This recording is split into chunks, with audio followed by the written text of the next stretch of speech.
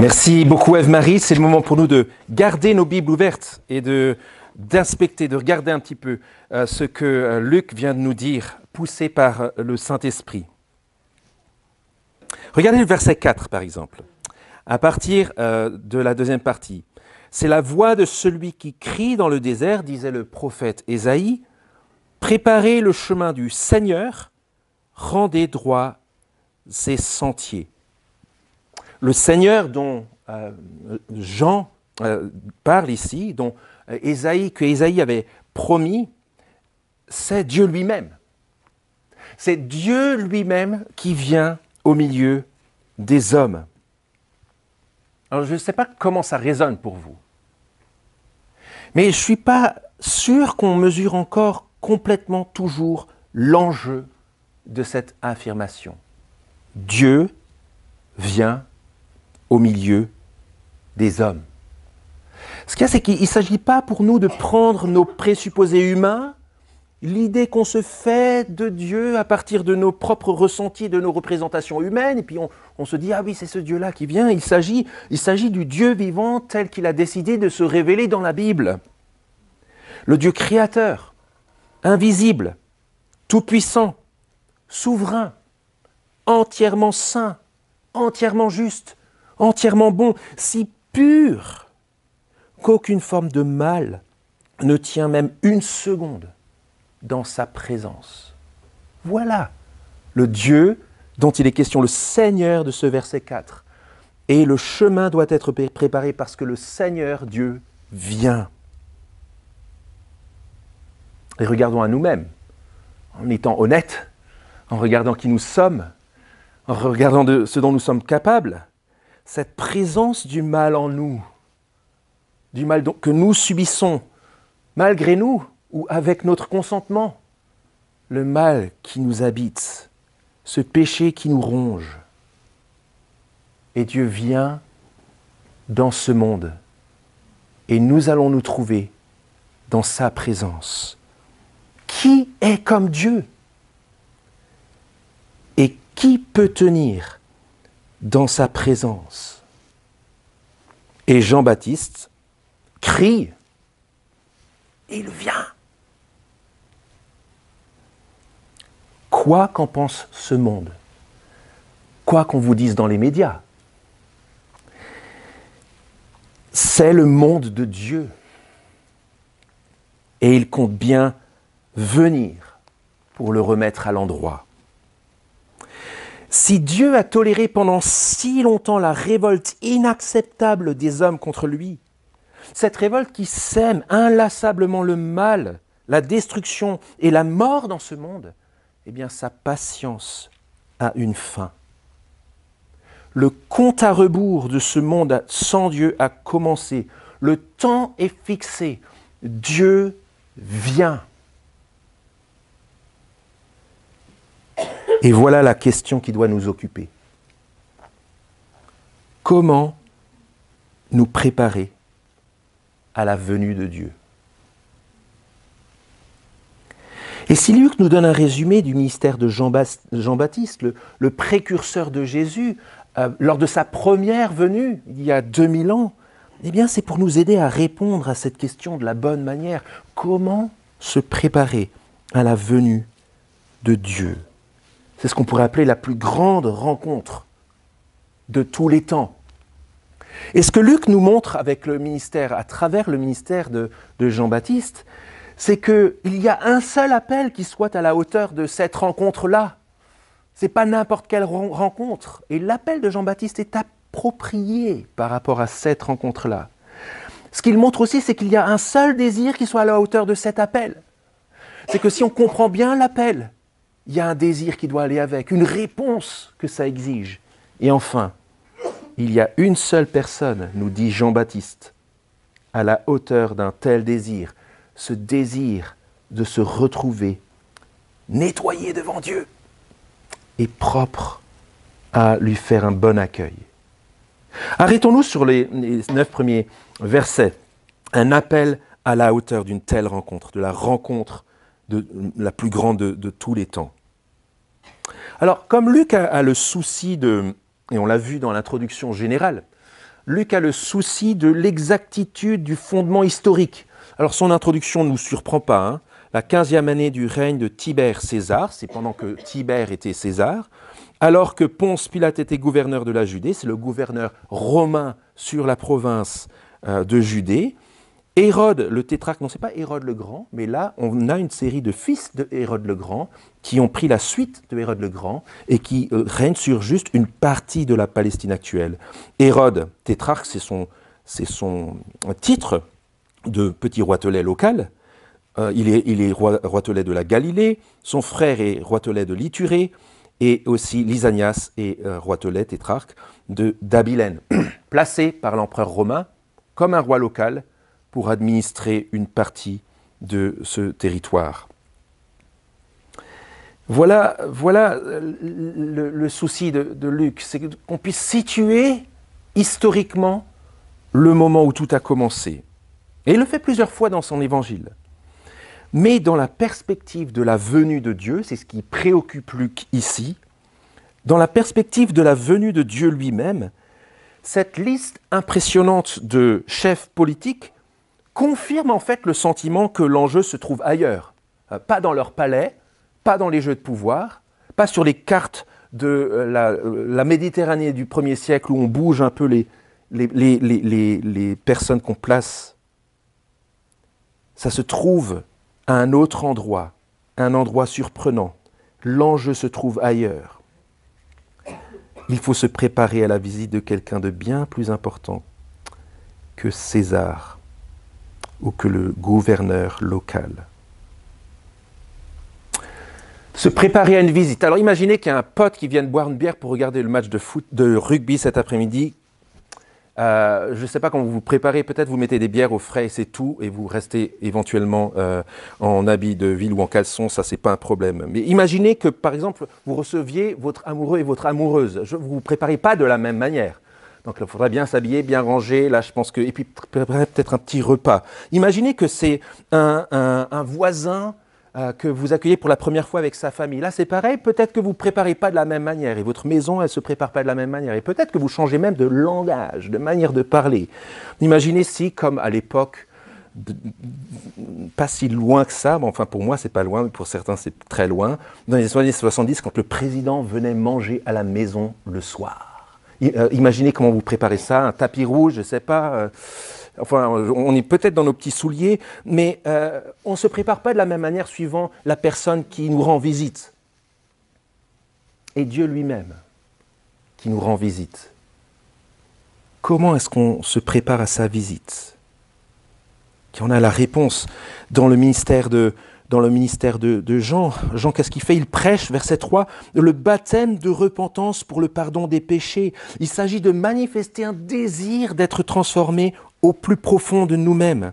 Versets 5 et 6, il s'agit de voir toutes les aspérités disparaître, de faire littéralement une autoroute pour lui, et qu'il n'y ait pas de coins et de recoins tordus et tortueux. Il s'agit de plus que simplement un tapis rouge. Et puis si on regarde la suite, l'ensemble de ces versets, on se dit que c'est tellement logique que toute vallée soit élevée, que toute montagne soit abaissée. C'est le Dieu vivant qui vient. C'est tellement logique. Et c'est intéressant parce que les gens dans ce texte ne s'y trompent pas. Ils viennent écouter l'appel solennel. Ils prennent la mesure de ce que Jean-Baptiste est en train de dire. Ils viennent en foule, verset 7. Mais regardez la réponse de Jean-Baptiste à ceux qui viennent en foule pour être baptisés par lui. Verset 7. Race de vipères. Qui vous a appris à fuir la colère à venir? Ce monde est le monde de Dieu. Dieu vient pour remettre de l'ordre dans ce monde. Et il ne s'agit pas juste de faire un travail de surface, un ravalement de façade, et puis qu'à l'intérieur rien ne change. Il ne s'agit pas de saupoudrer nos vies de religiosité en se disant « ça va être fine avec Dieu ». C'est OK avec un petit roi local, c'est OK peut-être avec nos amis, mais ce n'est pas OK avec Dieu. Il ne s'agit pas de simplement dire qu'on se détourne du mal. Il s'agit de produire des fruits qui montrent qu'on s'est détourné du mal. Produisez des fruits dignes de la repentance, dit Jean-Baptiste. Et ne vous mettez pas à dire « nous avons Abraham pour père », car, et ça c'est le choc pour ces interlocuteurs juifs du 1er siècle, je vous le déclare que de ces pierres, Dieu peut susciter des enfants à Abraham. Un peuple qui vient vers Jean le Baptiste, qui écoute et qui cherche à comprendre, mais qui se retrouve en face de sa fierté déplacée, de son assurance tout risque, mais au mauvais endroit. Et qui se dit, Dieu peut venir, c'est tranquille, on est les descendants d'Abraham. Et vous voyez le choc à ce verset 8. Jean le Baptiste dit, les amis, c'est pas votre pédigré qui va changer les choses. Dieu ne va pas être impressionné lorsque vous lui direz « ouais, je suis descendant d'Abraham ». De la même manière où Dieu ne va pas être impressionné par un changement extérieur, un ravalement de façade. Dieu voit les fissures derrière le ravalement de façade. Dieu voit la pourriture intérieure qui est la vôtre. C'est la raison pour laquelle il est si caustique et qu'il dit « race de vipères ». C'est choquant, mais c'est tellement logique. C'est pas juste un pote qui vient faire un tour dans ma maison. C'est le Dieu vivant et vrai qui vient récupérer le monde pour lui-même. Et c'est pour ça que Jean ajoute au verset 9. Déjà, même la cognée, c'est-à-dire la hache, est mise à la racine des arbres. Et tout arbre donc qui ne produit pas de bons fruits est coupé et jeté au feu. C'est choquant, mais c'est logique. Et le travail de Luc, qui rapporte le travail de Jean-Baptiste, ne vise pas à nous caresser dans le sens du poil. Il vise à nous dire la vérité. Il vise à nous aider à comprendre à la suite des premiers interlocuteurs, à la suite de Théophile, le premier lecteur, ce que ça veut dire lorsqu'on a affaire au Dieu vivant, le Seigneur, pour lequel on veut préparer un chemin, qu'on veut rencontrer.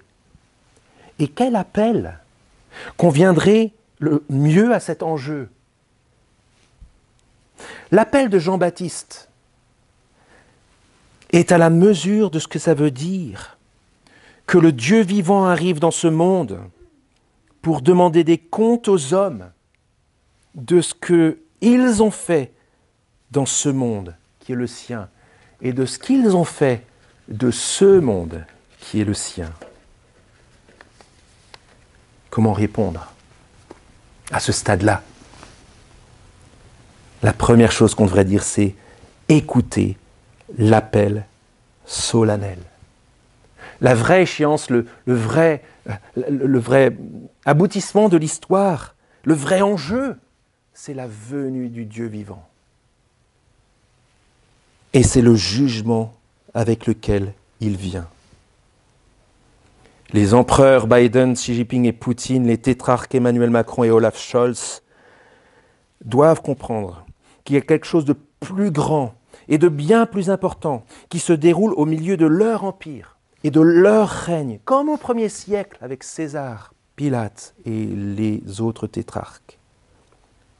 L'appel qui vient de l'Évangile doit être entendu, doit être pris au sérieux. Pourquoi? Mais parce que l'enjeu est bien plus grand que le confort économique, que la stabilité politique, que la sécurité militaire.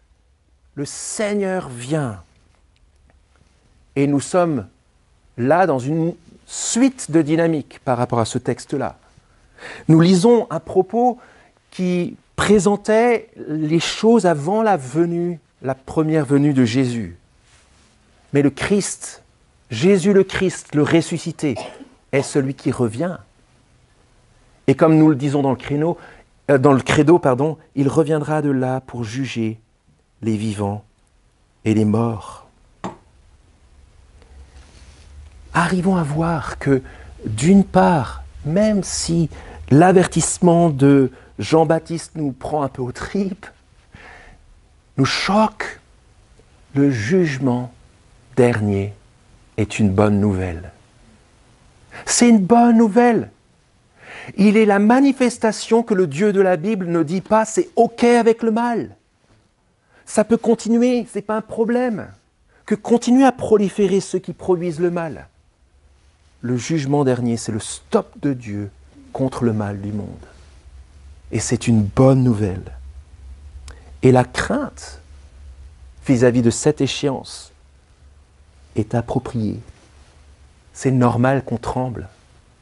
C'est un petit peu ce que dit le psaume 2 dans la première partie de la Bible, où après avoir rappelé que Dieu place son roi, voilà la conclusion du psalmiste, et maintenant, roi, tétrarque, empereur, président, ayez du discernement. Recevez instruction, juge de la terre. Servez l'Éternel avec crainte, soyez dans l'allégresse en tremblant. Embrassez le Fils, de peur qu'il ne se mette en colère et que vous nous périssiez dans votre voie, car sa colère est prompte à s'enflammer. Mais heureux tous ceux qui se réfugient en lui. C'est terrible de se retrouver l'ennemi de ce Dieu-là, mais c'est le bonheur total d'avoir trouvé refuge en lui. L'appel est clair. Comment devrions-nous répondre ? Face à la rudesse du propos, race de vipères par exemple, on pourrait être offusqué. On pourrait faire les vierges effarouchées. Mais qu'est-ce qu'on devrait répondre ? Parce que le problème de Jean-Baptiste, ce n'est pas de nous caresser dans le sens du poil. Est-ce qu'on voudrait mépriser son appel ? Fuir dans d'autres systèmes plus conciliants, qui nous caressent plus dans le sens du poil ? Développer des stratégies d'évitement ou continuer à soigner la façade religieuse et derrière, il n'y a rien qui change ? Ça, c'est des réflexes si typiques. Si typiques. Et on pourrait très bien continuer à les avoir, ces comportements, sauf si l'appel de Jean-Baptiste en accord avec toute la Bible est vrai. Parce que des stratégies d'évitement et des soins de la façade sans changer le fond, c'est inapproprié si cet appel est vrai. Et c'est le désir que manifestent les gens autour de Jean-Baptiste au 1er siècle. Contre toute attente, alors que Jean-Baptiste vient de les mettre au pied du mur, eux, ils restent. Et c'est admirable. Ils manifestent un désir à la hauteur de l'appel de Jean. Un seul désir, en fait, est à la hauteur de cet appel, si on mesure le sérieux de cet appel, la vérité de cet appel. Et ce désir-là, ils le manifestent. Regardez ce qu'ils disent. Verset 10. Que ferons-nous donc ? Et ça, c'est la preuve qu'ils prennent l'appel au sérieux. Au lieu de s'enfuir les deux mains sur les oreilles en disant « là, je ne veux pas écouter », ils se mettent là en face de la vérité, en cherchant désespérément à savoir ce qu'il faut faire. Alors Jean leur répond, Jean-Baptiste, que celui qui a 2 tuniques partage avec celui qui n'en a pas, et que celui qui a de quoi manger fasse de même. Et puis les péagers qui étaient connus, c'était des gens qui collectaient l'argent pour l'occupant romain, et qui souvent étaient connus pour s'en mettre plein les poches au passage. Et ils viennent pour être baptisés, ils ont du toupet quand même. Et ils disent aussi, « Maître, que ferons-nous » Et il leur dit, « N'exigez rien au-delà de ce qui vous a été ordonné. » Et puis des soldats, sans doute des soldats de locaux. Ça peut être des soldats romains, mais je pense que c'était des soldats qui exerçaient là au niveau, sous l'autorité des tétrarques. Et il lui demande aussi, que ferons-nous ? Et il lui répond, verset 14, ne faites violence à personne, ne dénoncez personne à tort, mais contentez-vous de votre solde. Il y a un côté on est devant le Seigneur vient. Tu vois l'appel qui est solennel, race de vipère, tout ça. Alors on se dit que ferons-nous ? Il faut que je fasse. Et puis regardez la simplicité de la réponse à donner. Une réponse à la hauteur de tous. Il y a un côté décevant parce qu'on pourrait se dire ouais c'est la grande révolution, vas-y, on va tout changer. Mais en fait non. Donne une tunique, donne à manger. Tes péagers ne changent pas de métier, c'est très bien, hein. Collecteur d'impôts, c'est super. Juste vole personne. Tes soldats, c'est pas en ayant la foi, c'est pas que tu vas arrêter d'être soldat, tu vas juste utiliser ton autorité de soldat à bon escient. C'est des réponses concrètes. J'aime ça. Parce que la révolution proposée est bien plus radicale qu'un simple changement de métier ou que le renversement d'un pouvoir politique. Bien plus radicale, bien plus importante. La révolution dont Jean-Baptiste parle commence par le cœur et par des attitudes atteignables et simples. Alors comment répondre à cela ? On pourrait se dire tout simplement, écoutez l'appel solennel et répondez de la bonne manière. À nous de voir comment, concrètement, à la suite des premiers auditeurs de Jean-Baptiste, et qu'on n'utilise pas l'excuse, oui, mais alors bon, c'était avant Jésus, Jean-Baptiste, c'est pas exactement nous, et puis bon, c'était des Juifs du 1er siècle, c'est pas ça qu'il faut faire là. Il faut qu'on se dise, il y a des réponses simples, quotidiennes et concrètes à montrer, à faire dans nos vies quotidiennes pour que se montrent des fruits qui sont dignes de la repentance. On n'est jamais loin d'une réponse superficielle. Merci Jean-Baptiste, intéressant. D'une réponse rituelle, plutôt que d'une réponse authentique et profonde. Combien de fois, et j'en suis coupable, mais combien de fois on a déjà entendu et on a pu dire, et on a pu nous dire, oui, je vais changer. Et en fait, aucun signe visible de changement. La vraie repentance dont il est question dans ce texte, c'est une repentance qui produit des fruits qui sont dignes de la repentance. Dieu attend des hommes et des femmes qui le cherchent, une attitude qui montre qu'ils le cherchent par des fruits visibles. Des gens qui font des actes concrets, qui sont le bien et qui font le bien tout autour d'eux. Mais on ne peut pas s'en arrêter. On ne peut pas s'arrêter là. Parce que si on est honnête jusqu'au bout, oui, pas juste derrière la façade, mais jusque dans les placards, jusqu'au fond de la cave de nos vies, jusqu'en haut de nos greniers cachés, de nos doubles fonds, alors on sait très bien que des bonnes attitudes, même stimulées par la volonté de voir Dieu et de plaire à Dieu, ne répond pas à nos désirs profonds de pureté totale. Et pour qui désire ce changement profond de vie à la hauteur de Dieu, il constate naturellement, quotidiennement, que les bonnes intentions ne suffisent pas. Je ne sais pas si vous êtes comme moi devant le désir profond de plaire à Dieu, de prendre au sérieux le fait qu'il revient, le fait que son monde est le sien, et de constater que dans nos vies subsistent des résidus de mal, d'impureté, qui ne tiennent pas dans la présence de Dieu. C'est là que pointe le désespoir.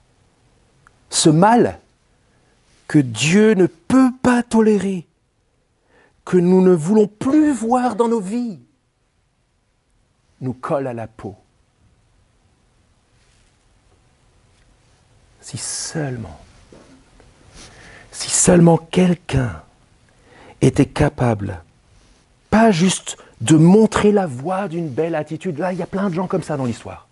Aujourd'hui, la tag ou Internet maintenant, vous cherchez, vous allez trouver des personnes qui vont nous aider à avoir une belle attitude. Si quelqu'un pouvait agir en nous, si quelqu'un pouvait nous sauver de nous-mêmes. Et c'est le sens du questionnement des foules au verset 15. Après toutes ces instructions simples et concrètes, cette préparation du ministère de Jean-Baptiste, tout de suite ils sont poussés vers une réflexion de fond. Verset 15. Comme le peuple était dans l'attente et que tous se demandaient intérieurement si Jean n'était pas le Christ, comme le peuple était dans l'attente et que tous se demandaient intérieurement si Jean n'était pas le Christ, Jean leur répondit, « Moi, je ne le suis pas. Et on va voir la suite. Je vous baptise d'eau, il vous baptise d'esprit. Mais ce verset 15 montre qu'il y avait une attente en Israël, bien fondée, parce que Dieu avait annoncé qu'au désir profond de transformation intérieure jusqu'au fond de mon placard, de mon grenier, de mon placard caché, il y aurait un roi sauveur, qu'il ferait revenir le Messie, le Christ, dont il est question au verset 15. Et c'est la raison pour laquelle tout le peuple, dans son désir de se préparer, s'attend naturellement à une personne qui vient les aider. Ils attendaient le roi sauveur. Un seul appel à la hauteur d'une telle rencontre, la rencontre de Dieu, un seul désir à la hauteur d'un tel appel, et aussi une seule personne à la hauteur d'un tel désir. Là, c'est l'idée ici au verset 15 et 17, à 17 notamment. À quoi sert un appel même solennel si on n'a pas la capacité d'y répondre? C'est le désespoir assuré, puisqu'on aurait beau être d'accord avec l'appel solennel à changer, si on voit que rien en profondeur ne change, on est désespéré. Et c'est pour ça que Jean-Baptiste prend toute l'énergie qui lui reste, non pas à crier, mais à faire ça.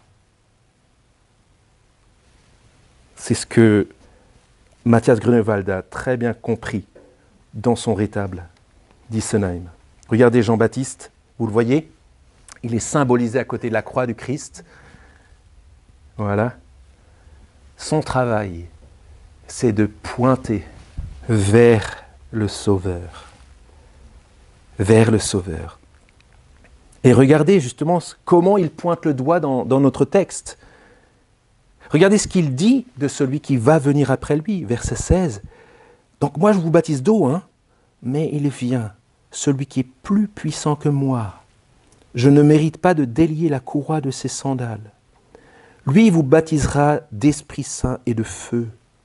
Littéralement, logiquement, d'Esprit Saint, c'est-à-dire de feu. Ou de feu, c'est-à-dire d'Esprit Saint. C'est ça l'idée ici. Il n'y aura pas du feu, il viendra. Il a son son vent à la main. Il n'a pas une camionnette dans la main. Il a son vent du verbe vanner.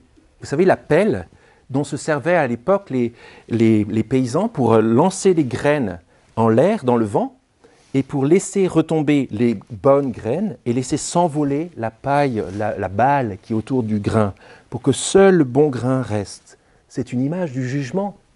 Celui qui vient après Jean-Baptiste est celui qui va nettoyer son aire, verset 17, qui va amasser le blé dans son grenier, mais qui va brûler la paille dans un feu qui ne s'éteint pas. C'est ce qu'on dit dans le credo.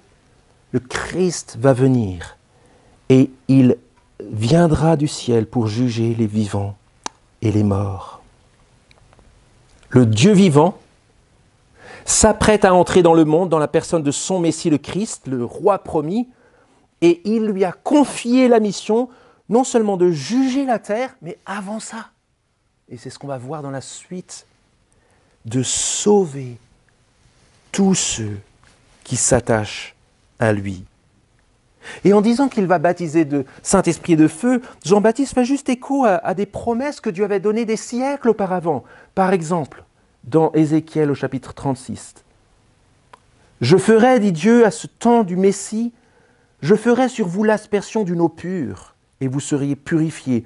Je vous purifierai de toutes vos souillures, placards, greniers, caves, et de toutes vos idoles. Je vous donnerai un cœur nouveau, et je mettrai en vous un esprit nouveau. J'ôterai de votre chair le cœur de pierre, et je vous donnerai un cœur de chair. »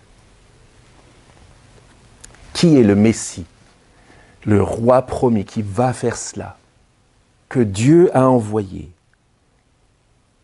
Et Jean-Baptiste le montre dans la suite. Plutôt Luc le montre dans la suite. Si vous regardez la dynamique entre les versets 18 à 22, vous verrez que la course de Jean-Baptiste s'arrête au verset 18 à 20 et que c'est risqué d'avoir un discours clair concernant le mal. Hérode, qui contestait dans le mal qu'il fait, arrête Jean et le met dans la prison. Et juste après que Jean ait fini, celui qu'il annonçait vient. Verset 21. Tandis que tout le peuple se faisait baptiser, Jésus fut aussi baptisé. On verra la signification de cela la semaine prochaine avec Armel. Mais déjà ce qu'on peut dire, c'est que Jésus qui débarque au verset 21 est bien le Seigneur, le roi sauveur que Jean-Baptiste avait annoncé avant. Voilà de quoi Jésus est le sauveur, de nos cœurs sur lesquels nos péchés sont gravés, que Dieu ne peut pas tolérer, qui nous expose à son juste jugement. Et Jésus nous sauve par amour. C'est pour cela qu'il est venu. Nous sommes sur les traces du Sauveur. 2-3 mots pour conclure.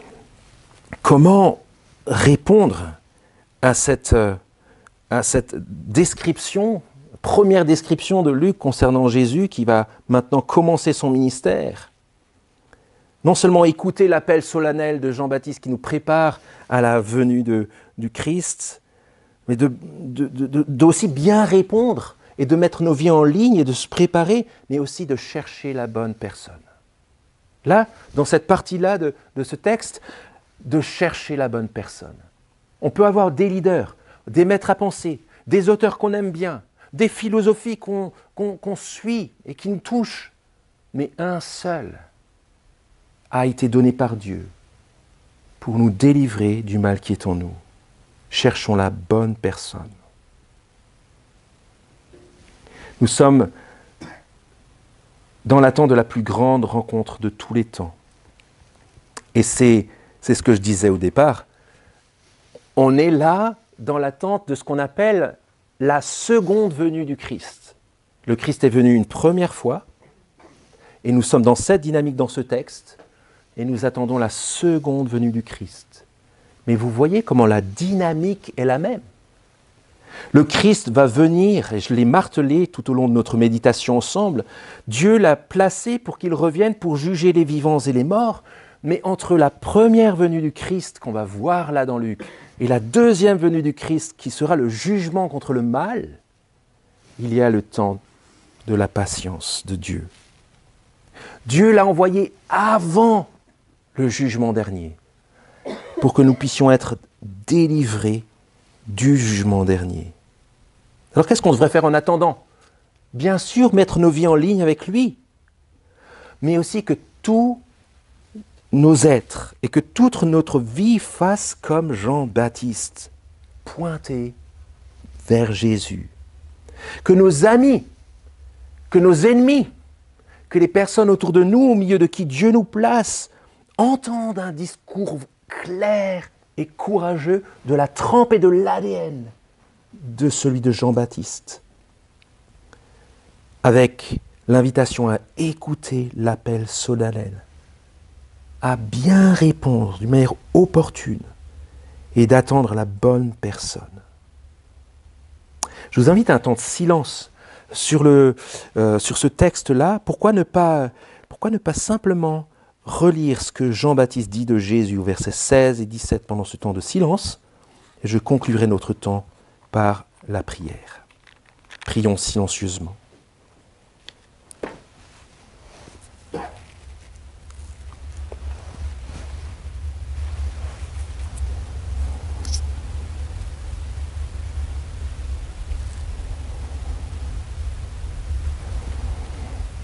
Ce que dit Dieu par la bouche du prophète Ésaïe 850 ans avant Jean-Baptiste. Consolez, consolez mon peuple, dit votre Dieu. Parlez au cœur de Jérusalem. Écriez-lui que son combat est terminé, qu'elle est graciée de sa faute, qu'elle a reçu de la main de l'Éternel au double de tous ses péchés. Une voix crie dans le désert. Ouvrez le chemin de l'Éternel, nivelez dans la steppe une route pour notre Dieu, que toute vallée soit élevée, que toute montagne et toute colline soient abaissées, que les reliefs se changent en terrain plat, les escarpements en vallons. Alors la gloire de l'Éternel sera révélée, et toute chair à la fois la verra, car la bouche de l'Éternel a parlé. Notre Dieu, notre Père, nous sommes émerveillés en lisant ces textes qui nous sont rapportés d'il y a 3000 ans et qui témoignent de ta vérité, de ton plan, de ta promesse fiable dans la personne de Jésus-Christ, ton Fils. Merci parce que avant la venue et la grande rencontre finale dans laquelle tu as montré ta gloire et ton jugement, tu as voulu que ton Fils vienne, lui à qui tu as donné le droit et l'autorité pour juger le monde. Tu lui as donné le droit et l'autorité pour sauver ceux qui placent leur confiance en lui. Et nous te remercions parce que tu disposes nos cœurs ce matin à t'aimer plus, à adorer Jésus ton Fils, à attendre tout ce que nous devons attendre de lui et de lui seul. Ce matin, Père, nous voulons te demander pardon pour tous nos faux semblants, pour toutes les fois où nous avons une repentance extérieure de façade sans porter des fruits dignes de la repentance.